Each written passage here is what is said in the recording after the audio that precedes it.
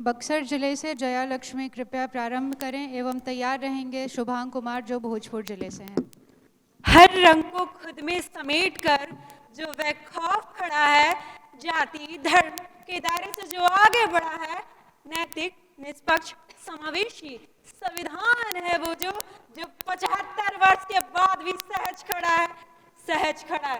परम सम्मानीय निर्णायक मंडल के सदस्यों, सभा में उपस्थित सभी गणमान्य व्यक्ति, आप सभी को मेरा सादर नमस्कार। मैं जया लक्ष्मी बक्सर विश्वामित्र की धरती से आप सभी का प्रतिनिधित्व करते हुए अपने विषय भारतीय संविधान के 75 वर्ष अधिकार, कर्तव्य और प्रगति की यात्रा पर कुछ विचार साझा करना चाहूंगी।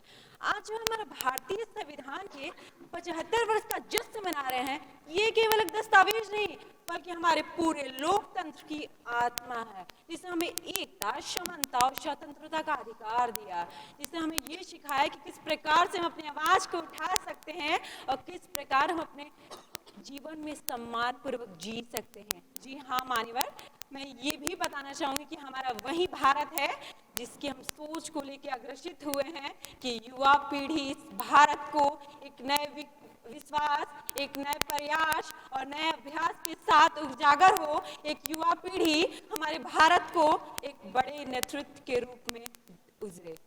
जी हाँ मान्यवर, मैं ये भी बताना चाहूंगी कि हमारा यही भारत है जैसे महान पुरुषों ने इस संविधान का निर्माण करके हमारे भारत को एक विकसित और एक विकसित से भी मैं अधिक शब्द बोलूं तो वो कम पड़े जाएंगे, जिसे आगे बढ़ाया।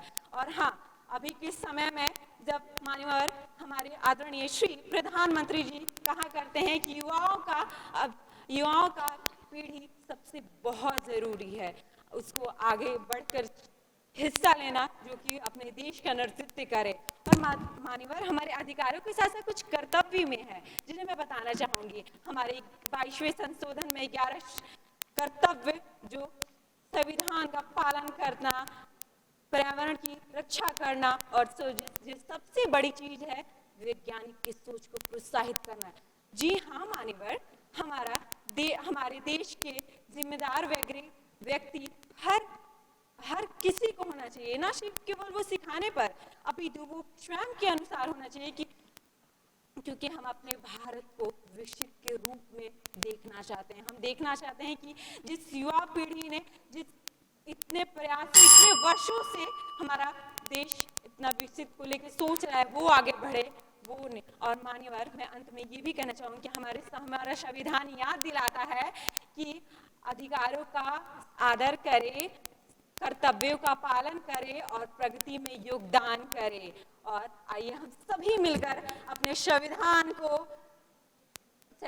के नियम को जो बनाया है उससे अपनाकर हमारे देश के हमारे माननीय जो प्रधानमंत्री हैं उनके सपने को सजागर करें। धन्यवाद। जय हिंद, जय भारत।